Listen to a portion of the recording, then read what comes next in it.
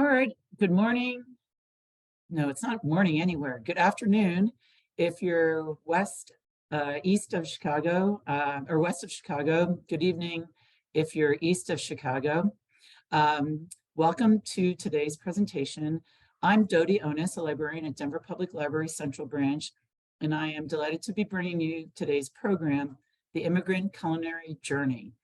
Joining us today are Mayukh Sen, author of Tastemakers, 7 Immigrant Women Who Revolutionized Food in America, and Seynabo, a chef and urban farmer for 20 years from the Denver-based Comal Heritage Food Incubator, where she teaches future entrepreneurs from high barrier-facing communities in both Colorado and California how to successfully launch and run their own food businesses. Welcome to our 2 presenters. Today's program is to recognize World Refugee Day, which is today, June 20th. World Refugee Day is an international day that is observed on June 20th of every year to raise awareness of the refugee crisis. This day is used to commemorate the strength, courage, and perseverance of millions of refugees worldwide.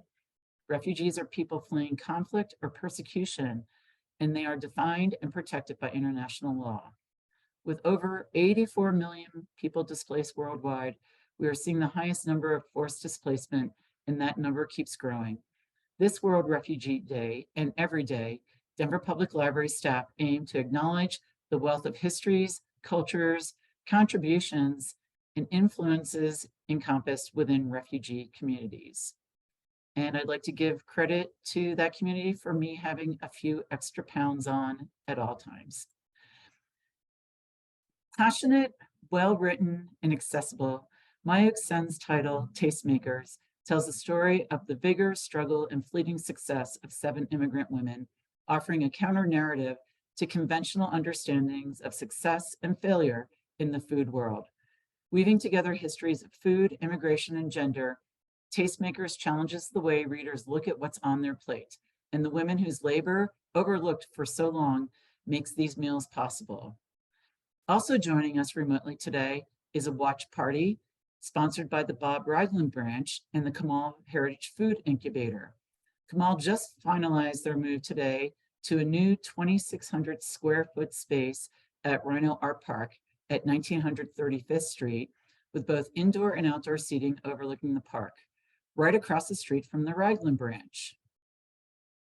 Watch the chat for more links to information about Tastemakers, Comal, and future programs from the Denver Public Library. We're also collecting recipes for an Asian American, Native American, Pacific Islander cookbook, and we'll share that link as well. And of course, there will be time at the end for Q&A, so feel free to put your questions in the chat. Now I'm turning the screens and the mic to Mayukh and Seynabo for what I know will be an informative and entertaining look at the immigrant culinary journey. Thank you. Thank you so much, Dodie, and the whole team at the Denver Public Library for putting this together, especially on World Refugee Day. Seynabo, I'm so excited to be in conversation with you. I feel like our work is so aligned in so many ways.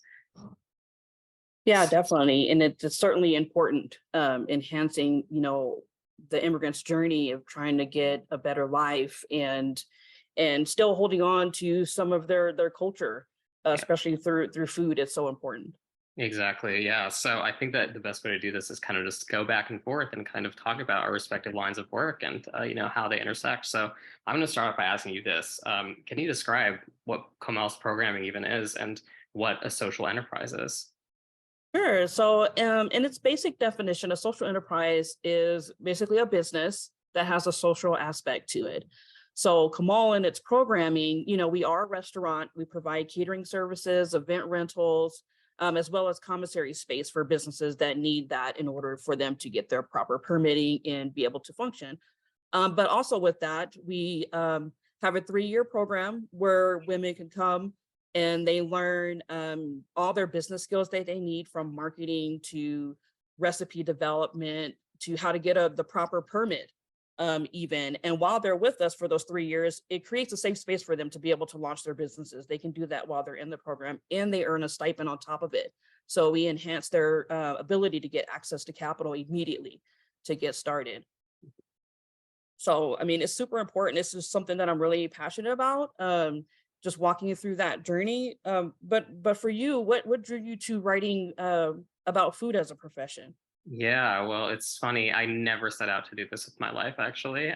So growing up, I wanted to be a film critic. I knew I wanted to be a writer in some capacity, but I was the kind of nerd who, was obsessed with the Oscars and would hoard like all these, back issues of Entertainment Weekly and everything like that. And I just knew that I really wanted to write about movies when I grew up. So fast forward to 2014 when I graduate college, I moved to New York and I started a career as a freelance writer. And I'm writing about, topics like film and television and music, basically every single aspect of the culture except food. Because, growing up in suburban New Jersey in an immigrant household, I never really thought that food writing was the domain of people who looked like me. I Mm. always thought that food writing was purely a domain of people who were rich and white and straight men, people who were so far removed from my own experience as a queer person of color and a child of immigrants, and I did not really feel comfortable in fine dining settings ever. And that is what I associated with food writing, our family's conception of luxury was going to like PF Chang's or the Cheesecake Factory or something like that, Right. And so I never thought that food writing was a viable profession for me.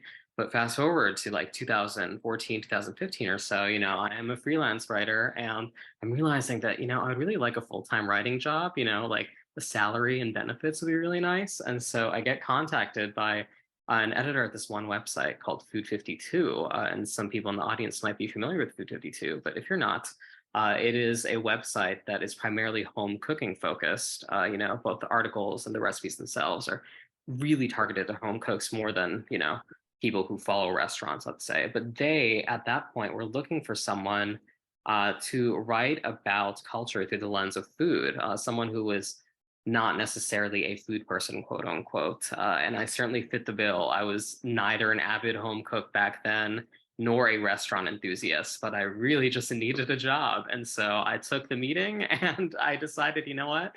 Let me try this out and see, how this works out for myself and if I can manage to find a niche in there. And I knew that there were going to be many challenges, and I'm sure that we're going to touch on some of those challenges throughout the conversation.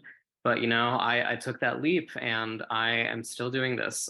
7 years later, because I got that job in 2016. So it's been quite a journey, but I've learned a lot. So it definitely was not planned, but it came out of financial need, which is something that I realized too is common for a lot of the women in my book. But we'll talk about that later. So I want to talk to you about, when you are looking at candidates for Comal, what sorts of qualities do you look for great candidates? Yeah, great question. And there's so much of your story that aligns similar to what my journey was and how I fell into it. And once you get bitten by the food bug, like it sticks with you, and usually you fall into it and you don't even realize it's happening. Yep. And that's a lot of the story of a lot of candidates that we select. They have to have that drive and that ambition, the desire, but also within that, they also need to have perseverance and resiliency because chefs, food writers, etc. They don't look like us. We don't grow up seeing those figures and hearing those voices, and the same thing, for them. And when they, and even when they're arriving here, they're still trying to get acclimated to societal norms and what does it mean, and they have kids, and sometimes they come with little to nothing. So but just that dream. So when we look at candidates, we want to see my Comal is a part of a part of a family resource center. So we don't just look at their culinary aspect, which we want them to have the drive. We want them to love food. We want them to be a business owner, not just a hobby, but we also look at where they're coming from, making sure that their kids, know how to get to the school. The parents need to know how to sign them up. We look at their housing situation. We want to make sure that we are a complete, well-rounded safe space for them.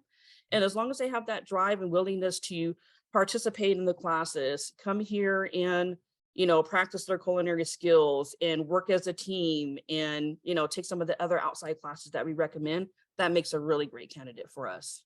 Right, totally. And that's something that I noticed when I was just writing my book too, is like, what binds all of these women beyond the kind of shared demographic trait of all of them being immigrants is the fact that they had this incredible resilience and drive in an industry that wasn't necessarily designed to accommodate the likes of them, people who were outsiders to the dominant culture. So I totally get what you're saying.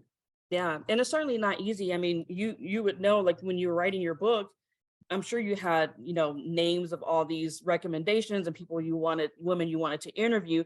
I mean, first of all, how did you even get all your names, and how were you able to whittle it down to just 7? Because we have the toughest time doing that. It is so hard. Well, let me actually first tell you the story. This is a two-pronged question. Okay, 30 minutes later. I'll try to keep it short, but I think I should probably start talking about why I even decided to write this book and what made me do it. So, when I got to Food 52 in 2016, I felt very alone. I was the only person of color on that editorial staff, composed fully of white women, and they're so lovely and they were so amazing to me, and yet I did feel alienated in the sense that I was just writing about food from a different center of gravity than they were. My food memories, my taste memories were just very different from theirs. And so I think that my way of writing through that became to look at figures from American culinary history who did not necessarily have the same name recognition as someone like, say, Julia Child or James Beard, or I don't know, to borrow a more recent example, like Emeril Lagasse or someone like that, and oftentimes these were people who belonged to marginalized communities like myself. They were people of color, queer people of color, women of color, immigrant women of color, and so on and so forth. And so I would write stories that would attempt to kind of recirculate their legacies and understand, how, they got to make an impact in an industry that is so challenging for so many people, and how they may have been effaced from those dominant narratives of food in America. And so I had kind of had, just this little portfolio of stories along those lines in early 2017. And a friend of mine, he just turned to me. He was like, have you ever thought of like stitching all these stories together and, making them into a book? And I was 25 years old at that point, right? And I felt like a small child. I'm like, I just started doing this like 2 seconds ago, this whole food writing thing. A book? Are you crazy? What are you talking about? But, he was one who suggested to me, maybe you should do, a series of portraits that kind of amounts to a larger, tale of immigration and food in America. And so I kind of kept in my back pocket. But I told myself I was too young to do something like this, right? Fast forward a year later, when I'm 26, so much older and wiser and everything like that, right? I left Food 52 of my own volition by that point to go freelance. I just wanted a change of pace, right? And I decided, maybe it was the time for me to write this book after all, because I really had, the energy to kind of devote myself to a project that required a lot more sustained attention. And I noticed just over the course of that year, from 2017 to 2018, there were so many narratives that I was seeing pop up in the American food media along the lines of immigrants get the job done and immigrants feed America. And, I don't disagree with those statements. Of course, they are factually correct. Yes, of course, immigrants do feed America. Yet something about seeing those talking points and their prevalence just unsettled me a bit as a child of immigrants, because they seem to reinforce inadvertently this notion that for immigrant lives to have value in America at all, immigrants must be providing a service to a privileged consumer. And I thought, well, immigrants, they have hopes and aspirations and dreams of their own, and those deserve to be centered in our storytelling. And so I thought that the most meaningful way for me to write against that trend that I was seeing in American food media was to write a book that focused on immigrant women in particular, and made sure that at the center of this book, you saw what they wanted, what they struggled against, what they hoped for creatively, and kind of go from there, right? So in terms of how to focus on 7 women, how I whittled it down, to circle back to the question that you asked me a few minutes ago, it was very tough, as you can imagine, because I had this laundry list of, potential candidates, let's say, who could have fit into a book like this. And I still get questions along the lines of, why didn't you write about this woman or that woman? And it was all very intentional. The way I went about kind of getting my long list together was I searched the term the Julia Child of, and so I'll explain that. A lot of women throughout history have been called the Julia Child of their respective countries of origin or regions of origin. Like the great, Southern Black chef Edna Lewis, she's been called the Julia Child of the South, for example, in a way that may have been flattering, once upon a time. I'm trying to be generous here, but, today feels a bit reductive because Edna Lewis, she can stand on her own. And, by that same token, so many of the women in my book, they can stand on their own without that sort of qualification, comparing them to Julia Child and just kind of reifying this dynamic in which someone like Julia Child reigns supreme.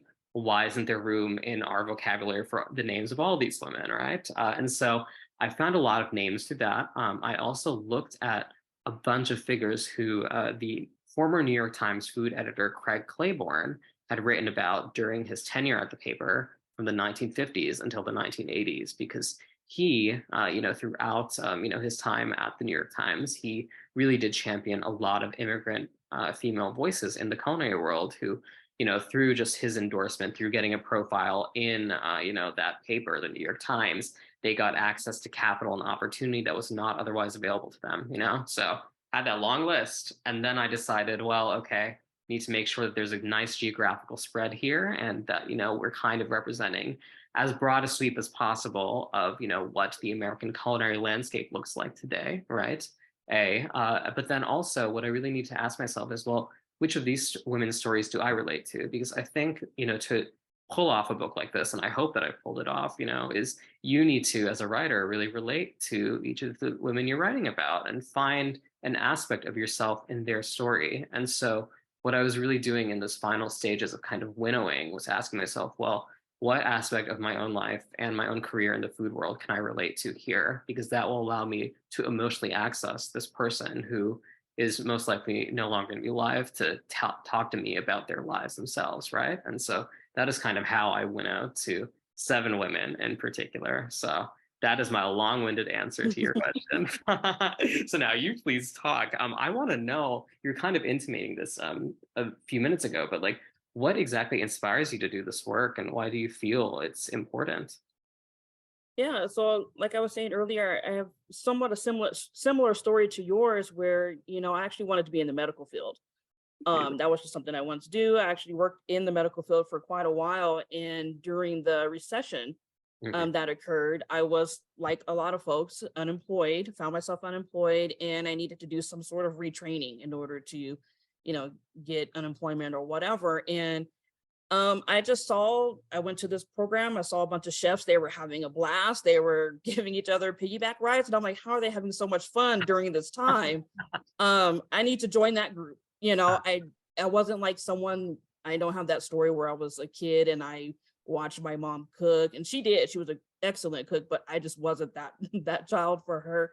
Yes. So I was like, well, I'll go join the fun. I just joined because I wanted to have fun during this time. And it just stuck. I got bit and I just started, cooking. I finished that program. I ended up going to college. I was the first person in my family to go. And I wanted to go to, a university that specialized in culinary arts. And I was the only person of color in my entire class that was entering. Wow. And so I walked that journey alone. And then once I graduated, I started, working at different places. And it was like, well, go to work at a restaurant and work the line and work your way up and all these things. And I was like, I don't know if that is my journey. I want to work for myself, Mhm. or work to help other people so that they won't feel as alone as I did when I went through my journey. Okay. And so I opened up a variety of different businesses. I had a granola business. Mhm. I like to do preserves and different things like that. But in learning how to do it, it was a lot of Google. And Yeah. you could type in any topic and the whole search engine opens up, and a lot of it is just opinion, but there's really no one clear source of like what type of permits you need, how much are you going to need to start up, what is the best way to track your finances. I had to figure all of that out mostly on my own or by crazy opinions from uncles and stuff that's never Yeah. owned a business and things like that. So when I fell into the nonprofit world, and started actually working through farmers markets and Mhm. saw like some of the stigmas around that and some of the elitist things that happens at farmers markets, Mhm. and seeing all these small businesses trying to make ends meet and make money and things like that. And we weren't represented, folks of color and all that stuff. I just started looking at different organizations that work with programs like this. And, fast forward, I won't do a long answer, but I found I focal mean, points, right?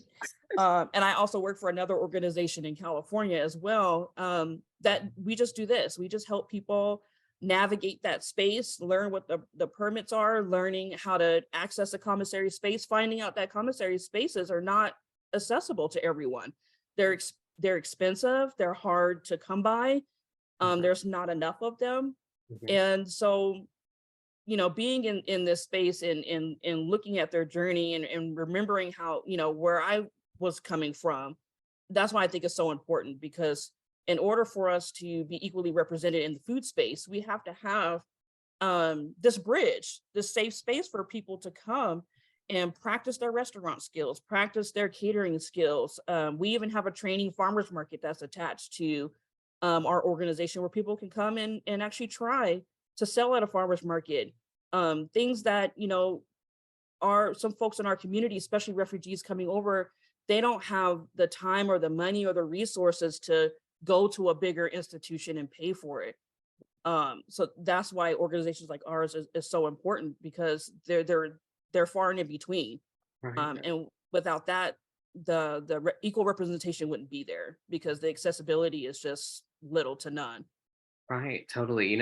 Something I noticed just in putting these stories together for this book is that there's so many bureaucratic loopholes that you have to kind of, work through just to, open a restaurant, for example. And that's why some of the women in my book were not able to open restaurants in America, is because they didn't necessarily have the proper tools and resources, or, people who could tell them, this is how it's done, this is how you navigate this space, because they're not from this country. They grew up in a completely different environment in which, they were not taught to do these things, or things were just, they work differently, and Right. I'm so grateful to organizations like yours for, at least, trying to, build that sort of bridge, like you say, for people who just, might not otherwise have access to those tools and resources and that knowledge. So, Right. And organizations like ours, like we've done the research, we've navigated all the gray areas and all that red tape, and make it where it's easy to digest, easier right. to digest, and it's easier for them to go through the process when you have someone that is in your corner, Right. that's cheerleading you on, that's explaining all the different business terms and applications. And we do classes on like income tax consideration, for example, them being able to pick the right business entity that's appropriate for themselves and for their family. Mhm. Outside of that, I mean, like you said, with the restaurants, it's a huge feat, and a lot of them don't, they don't make it, because the system is not developed for that. But like for you, I mean, I know why we do it, why it's important, and who our audience is. When you're writing your book, did you have a specific audience like in mind? Did you want to just talk to us, people that look like us, or like teach our voice to like a greater audience? Yeah, it was a constant kind of, negotiation, that whole process, really, because what I had always kind of taught myself to do in my food writing career is not presume that, my reader looks a certain way or comes from a certain class bracket, Mhm. but that at the same time, I want to make sure that I am providing enough explanation for a reader so that they don't get lost. And so it was a kind of tough balancing act, right? And so the reader I kept on kind of returning to in my head as I was writing this book was my mother. So, the immigrant woman who raised me, she grew up in a village in West Bengal in India. She did not speak English until much later in life. She had a very difficult life in a lot of ways. She was very much a survivor. And she's so brilliant and so intelligent, and she is a very avid reader, but as I was writing this book, I was asking myself, well, when I'm talking about, the cooking of China, for example, or the cooking of Mexico, which, was foreign to us as Bengalis, am I providing a reader like my mother enough information to kind of, make sure she remains invested in the narrative and this woman's story and the story that I want to tell? You know, am I making sure that I'm not over explaining things or kind of dumbing things down? So for example, you'd never see me say something like, you know, a dosa, you know, from South Indian cuisine is like a crepe or something like that. I think that's such an imprecise kind of analogy, and, you know, it raises more questions than answers. So I would never do anything like that, but I would instead make sure that I explain what a dosa is, how it's prepared, and so on and so forth. And so I really kept returning to my mom, and I made sure, you know, is she going to, you know, have enough information to go off of so that she's invested in this story and she gets to the end and learns something. And, you know, I really do hope that my mother, after reading this book, like saw herself reflected in some of these stories, or maybe all of these stories, you know, because I could see them. I could see the connections between, you know, aspects of her struggle and the struggles of these women, you know. And, you know, I hope that she saw them too, you know, but I was writing for my mom, and that's kind of like, that's not something I'd ever done before I had written this book, you know. And I guess I'm outing myself as like a mama's boy or whatever, but that really was the person Beautiful.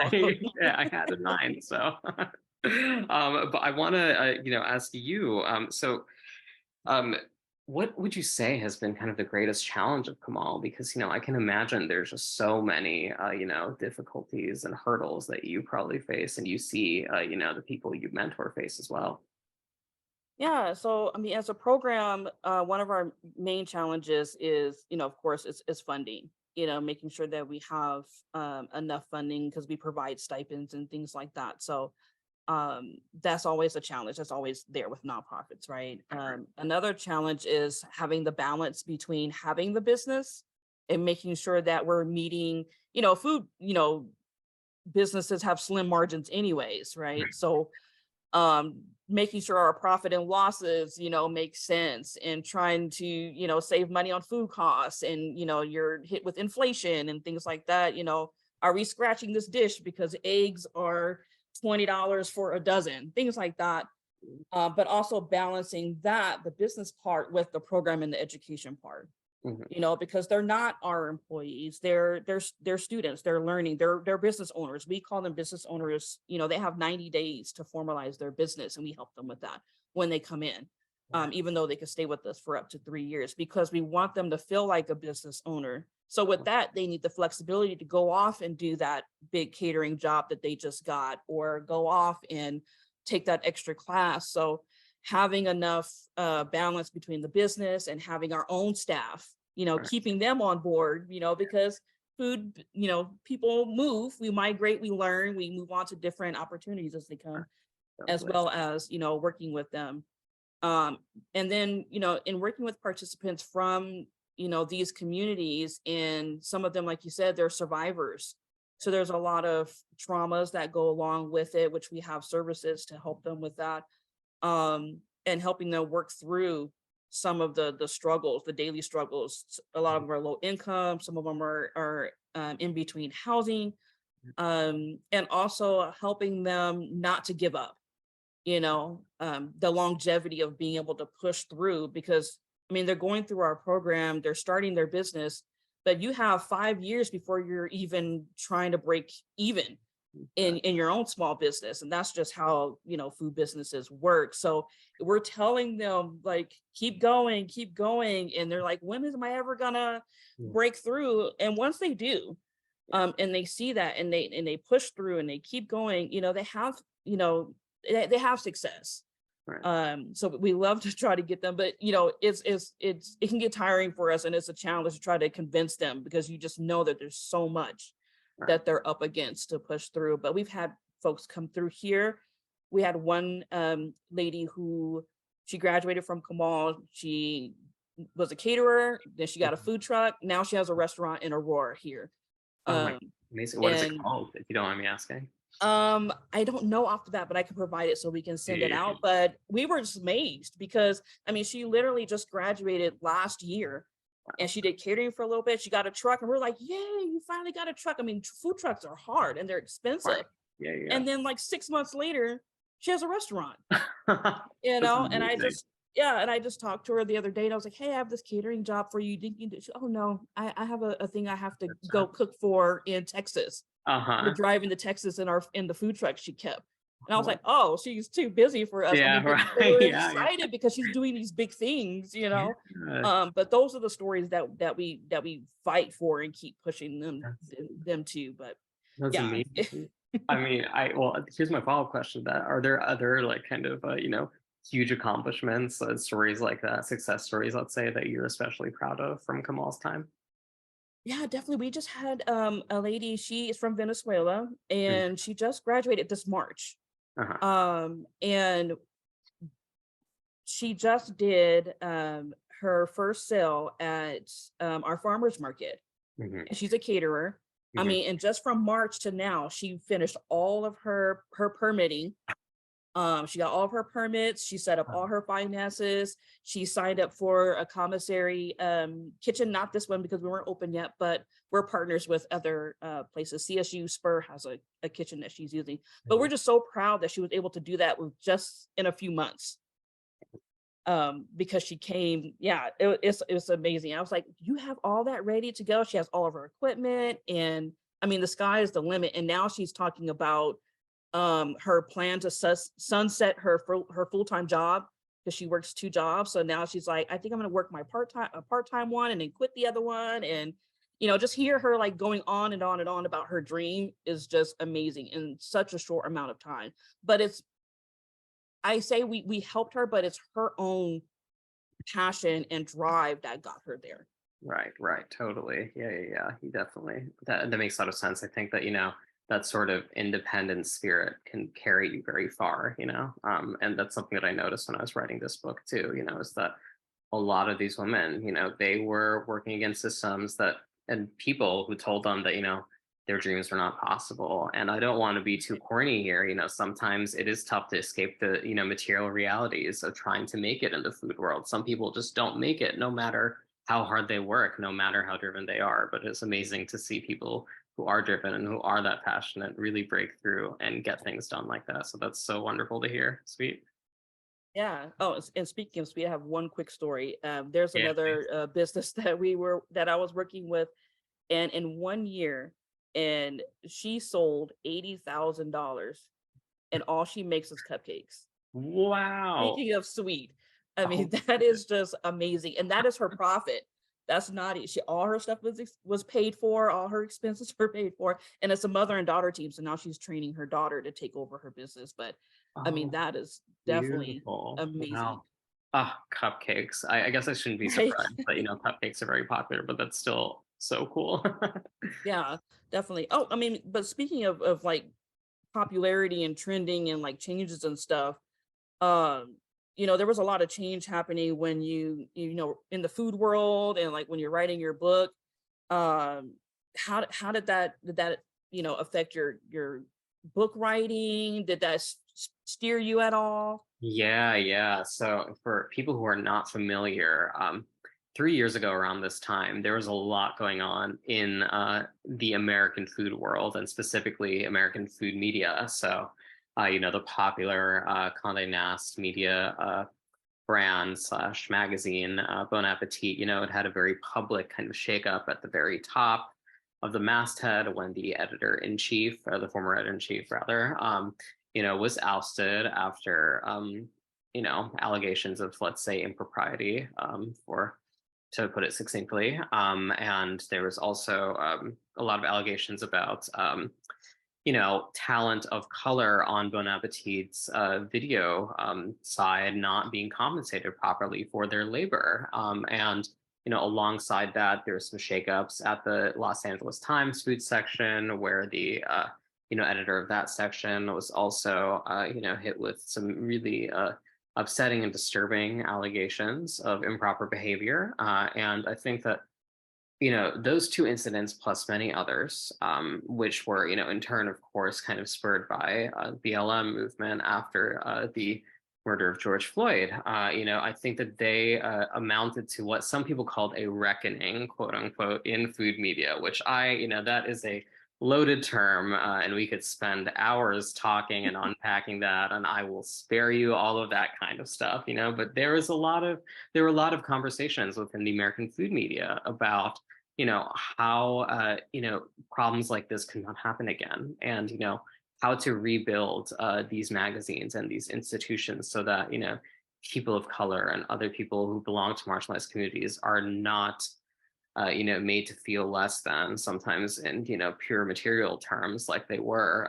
in that old system. And so there were a lot of those kinds of conversations going on. And, I was in the middle of edits, I believe, when all this was going on. So I had turned in my first draft of the book, and obviously, these conversations were not anything really new. I think that they, reached a kind of, public, level that they hadn't before. But, just in my time in the American food media, I'd seen so many of my colleagues and I myself, spoke up a lot about, being mistreated by people in power because of, the color of my skin, because of the fact that I'm a queer person, because I write about those things a lot, and I was realizing as I was putting this book together that these women did too, the fights that we were seeing some people wage in June 2020 against the American food establishment.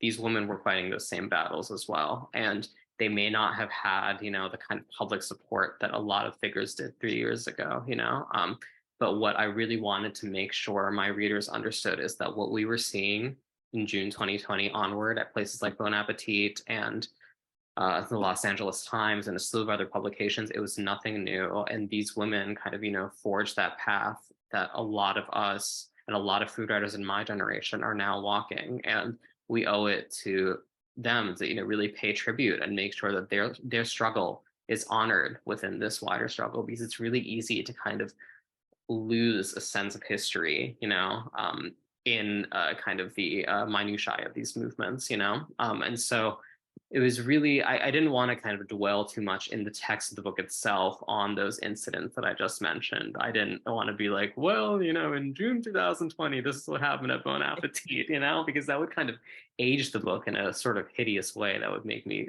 feel uncomfortable.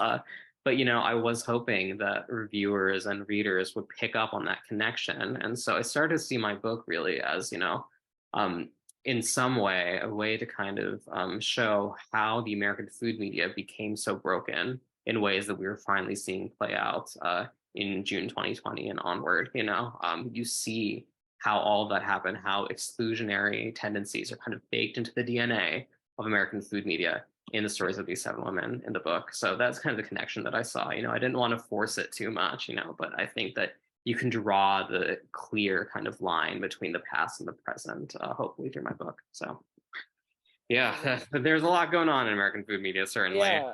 I mean, I have a follow-up question. How do you think, I remember those, we all remember those times, but, I remember a lot of folks saying like, enough is enough, like, respect us as professionals, our voice, our hair, our food for what it is, not, watering it down or changing it, things like that.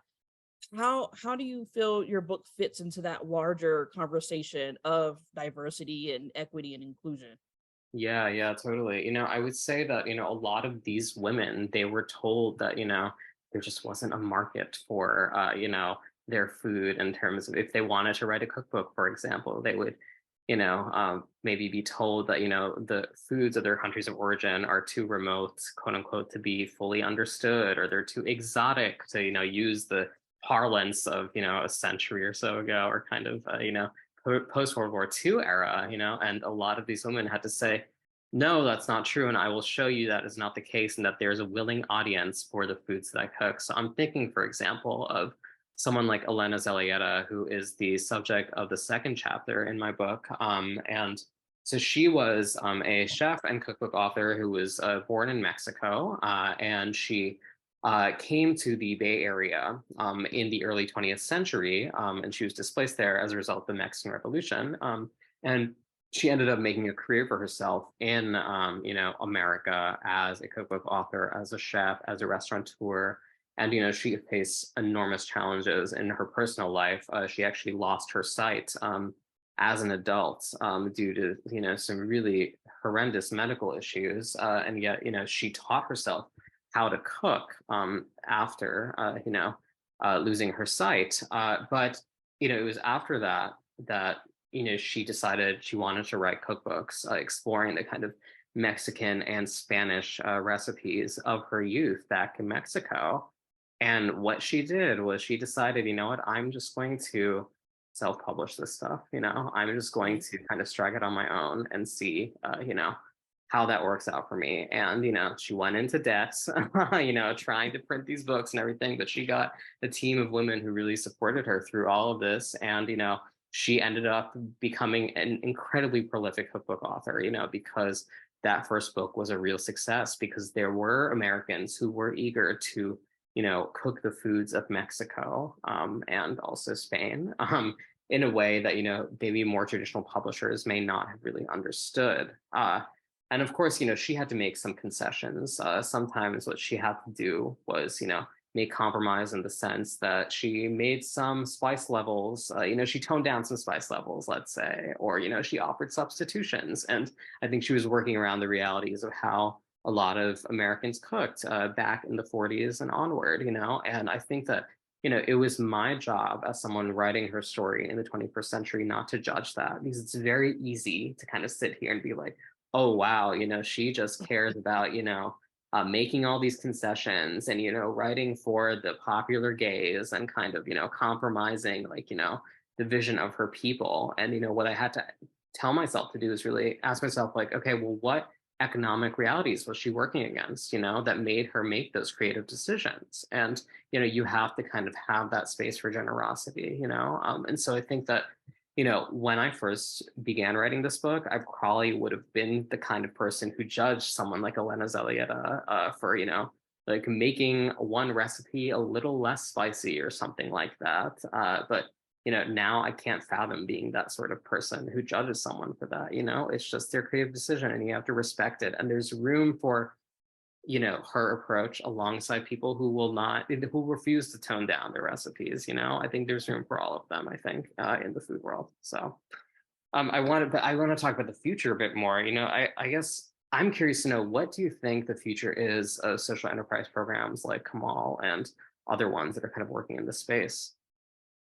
Sustainability. Yeah. That's the first word that comes to my mind, is sustainability. And more awareness.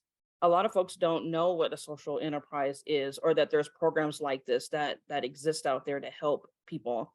And what I've noticed just even in this past year is that other organizations have reached out to us asking, well, how did you get started? What are the best practices? So it's catching on. Mhm. And I hope that it becomes popular, but not a trend, because trends, they go away, they become less popular. I want it to be a sustainable model that can build in other areas, so that when someone says, hey, I want the American dream, I want to start my own business, Mhm. they can easily do that Mhm. by, accessing these programs and launching. Right. That's what I'm hoping to see in the future, and continue, like the lady in that you were just talking about. She blazed a trail as far as she could within Right. the time frame that she was working in, but that made that trail so much easier for the next person to get to the next leg, Right. right, with less concessions, and keep going and keep going and keep going.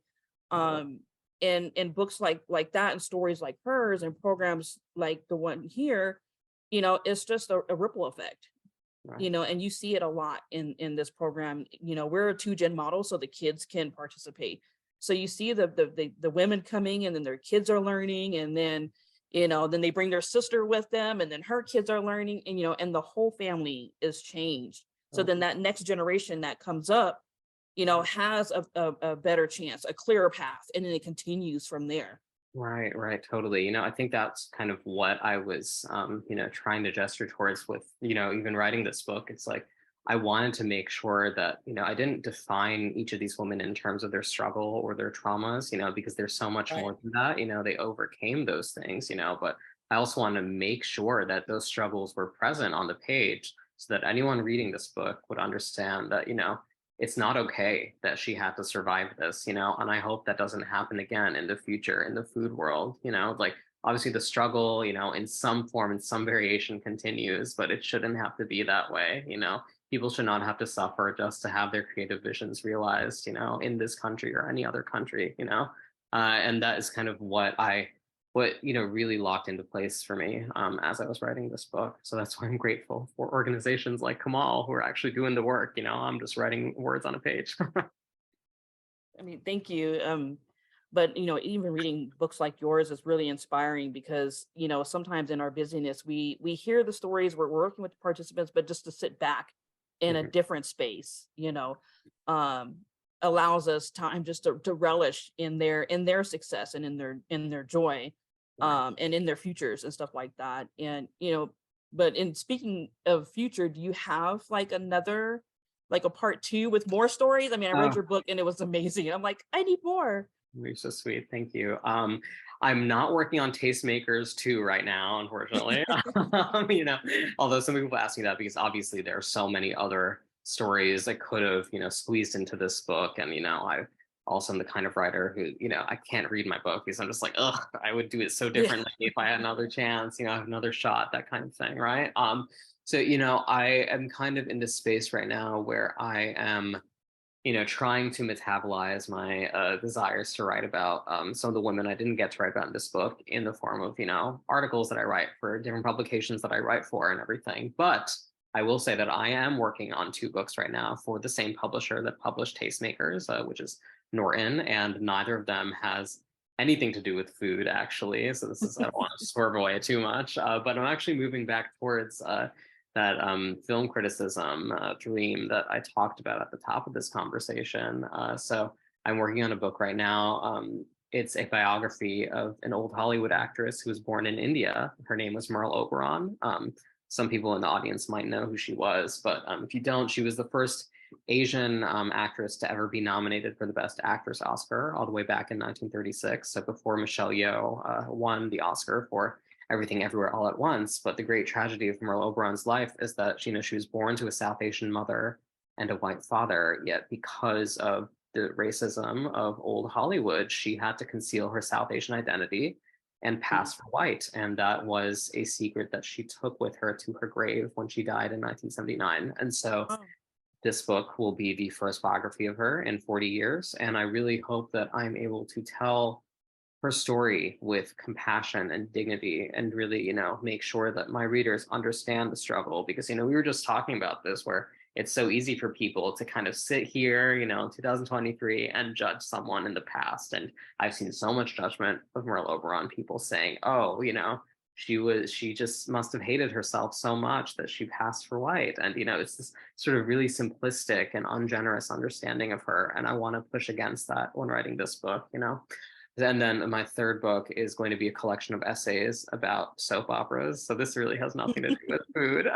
But, you know, I grew up watching soaps. I still watch General Hospital every day, despite the fact oh that gosh. it is not what it used to be. I will leave it there. But, you know, I think that, you know, American soap operas with daytime and primetime, they are an undersung genre. And, you know, like a lot of food writing, I would say, you know, I think that a lot of the prejudice within the broader culture around soap operas is kind of akin to the prejudice around food writing in the broader culture in the sense that, you know, they're associated or they're seen as kind of, you know, a woman genre. And as a result, they are fundamentally treated as less serious. And, you know, one of my aims with this book is to really take soap seriously because I do love them so much. And so I'm writing that book as well, but it's a fun little Yeah, side I think we just project. lit up the chat with our with your Right. topic. Yeah, So exactly. I don't know if you grew up watching I grew up soaps. watching soaps. I was actually born the day like Luke and Laura had that big fight thing. Oh, So I've heard that story oh my my entire life. goodness. What a day to be born. Oh my, okay. Right? Well, we could be here for another hour, so I will Yeah. spare you all that. Thank you so much to both of you. We could just like go on and on here. Um, we're going to look for some questions in the chat. One question I have for both of you, or one observation I have for both of you, is I'm on a cookbook award committee, and there is a little bit of a tug in the committee and from externally about whether it's necessary for an immigrant or refugee or an asylee chef, cookbook writer, to tell their story with every recipe or just give the facts. So there's an anecdote about Mata Joffrey, who in her first cookbooks did not put any story in it and felt that the cooking should be respected, the recipe should be respected, and it didn't have to be sold with a story. what we're seeing in most other cultures than USA, American cooking, is that we're getting great stories in these cookbooks, whether it's Greek or Persian or whatever. And we feel it adds a lot of appeal to the cookbook. Yet there's a whole group of cookbook users that want just the facts. You know, how does that make you feel? Seynabo, do you want to go with this, or should I? I'll just comment real quick and say I love stories. I like the stories. I also that's a hard balance. I just say I love stories, but I think sometimes if there's a lot of story and it's not backed by a solid recipe, sometimes that could harm, you know, the cookbook and such. But yeah, I think it just adds an extra added value. It's like a farmer that has jam. I just love reading the stories behind the recipes.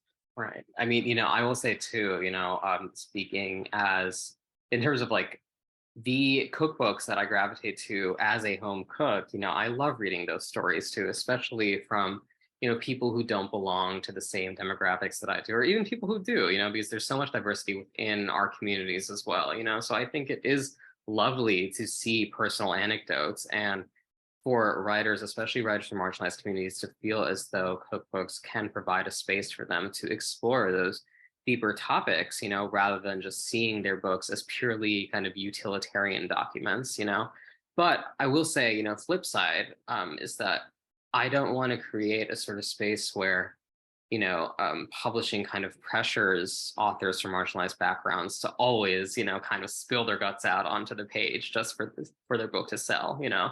And, you know, you mentioned Madhur Jaffrey, and I was actually thinking of one of the women in my book, Julie Sani. You know, so Julie Sani was a contemporary of Madhur Jaffrey. She was also from India. And, you know, her first two cookbooks, like you just mentioned, Booty, you know, her first two cookbooks were very sparse in terms of personal anecdote. You know, they were mostly just like, here's how you make these recipes, you know, like ABC, these are the techniques that you need to kind of ground yourself in. This is where to get these ingredients. This is what these ingredients are. Boom, boom, boom, done, you know? And she had, and I asked her, you know, why is it that there was a sort of absence of the personal in those books? And she said, I just didn't feel like it, you know? And it's like, that's fine, you know? I don't want to just make sure that, you know, moving forward, there's space for both kinds of books, you know, because I'm sure that there's so, you know, I think of cookbook authors who are working right now, like Eric Kim, who wrote this brilliant cookbook last year called Korean American, which I hope everyone checks out if you haven't already. And that it's just like such a masterful model of kind of striking this balance between the personal and the utilitarian, you know, but I want to make sure there are people who don't, there's room for people who don't like write those personal essays and crowd them in those cookbooks as well, you know, so we'll see if that happens. Yeah, Korean American is actually on our list of immigrant cookbooks for folks to check out for not only AA and HPI, but for World Refugee Day as well. I have another question for you, since nobody's trying to race me to the front of the line. And this one is mostly for Seynabo. Is there a certain immigrant population that you see coming through Denver right now that's different than maybe 3 years ago? Yeah, so we're seeing a higher influx from Venezuela in the last few months or so, and also from the Ukraine. So that's like organizational wise, the Ukrainians, so they're coming for like housing resources and things like that. But as far as coming to Comal and wanting to start their business, definitely from Venezuela, a lot from that area. That is very encouraging to me because I love Venezuelan food. Walk on over. We're gonna have plenty of it. And I'll take a plane, you know, I'm in Brooklyn. Yep. I don't know if people know that. You have to fly out one day so we can continue this conversation. I know, I've only been to the airport, unfortunately. So I gotta actually set foot in Denver. Yeah, it's a little bit bigger than the airport. So yeah, I figured. Yeah, I had a feeling. Seynabo can take you on a food tour and I can take you on a brewery tour. So, oh, nice. I don't drink, so if there's some NA options, then I think we should be good to go. Oh, we're big on kombucha here in Denver. Too, okay, good. so. Fantastic. I'm glad to hear I wanted to see if anybody from the audience had a question that they wanted to put either in the chat or take themselves off of mute and camera and ask. No, not yet. So I have a whole list of questions because I love travel so much. One thing for both of you is there's always this struggle in the restaurant world of not only authenticity of the food that's being delivered, but of the knowledge of the front of the house.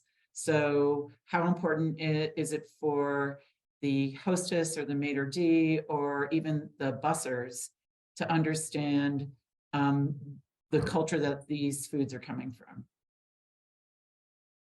Sure. Seynabo, do you want to start out with this? I'm still kind of I formulating an answer in my head. Yeah, I can. I think it's so important that it's a rotating. All of our participants rotate through those positions, just because we want them to gain an understanding of, of the busser, of the porter, of the dishwasher. I mean, they're the heartbeat of the restaurant. Food can't go out if the dishes aren't done, right? And at the same time, front of house is very important. They need to know how to explain the ingredients, what the flavor profiles are, and also be able to, you have that, few seconds to connect with the customer, and have that customer come back. And so we give them the opportunity not only to speak up Comal, but also to speak up their own business while they're with us and be able to like book events and things like that. So I think it's super important for them to know the background and the different cultures and the ingredients that we're using. And any opportunities that we have for them, we write bios for them so they know exactly where all their ingredients are coming from and the importance of it. Right, right. Yeah, no, I love that system that, everyone kind of, gets their hands wet with everything. Yeah, and I will say too that, speaking as someone who's never worked in restaurants, I'd be terrible at it. My goodness, that restaurant would close the next day probably. But speaking as someone who dines in restaurants, there's nothing I love more than, making sure that whomever, whichever person on staff is serving me food, is able to tell me a bit about, the story of that dish and, the context in which, it arose. And, that really does, I don't want to sound too corny here, but it really does enrich a meal. And I think that, no one loses when we all have that sort of knowledge. And I think that's one of the most gratifying parts of even being a food writer is to, realize that every single dish, every single object of food is so much more than just an object you consume. It has this story that is just waiting to be told. You just got to kind of splay it open, and it's cool to kind of get that when you're actually in a restaurant space. So, yeah. We just have about a minute left, and I just want to thank all of our participants and all of our attendees. And I'm really jealous of the people at Bob Ragland that are eating food from Comal right now, because I'm a little jealous. One quick question for you, Seynabo. Do you do family meal at Comal? We do. What is the favorite family meal? Oh gosh, I need to go find the ladies. I mean, they can whip up anything in a second. I mean, of course, there's always a taco or a burrito or of course they're chefs at heart, so we're trying out new things all the time. Like you mentioned at the top of the hour, we can't even keep the pounds off. And I'm always learning new foods from them, not just reading it, but being able to taste it too. So I don't know if there's a favorite, but there's always laughter involved, and lots of learning in our family meals. That's absolutely wonderful. Well, we thank everybody for attending today. This has been recorded, and as soon as we get it up on the Denver Public Library YouTube site, we'll send links out to, we'll put a link out on our website and we'll make an announcement. And Seynabo, I'm going to make my way over to Comal one of these days and come looking for you.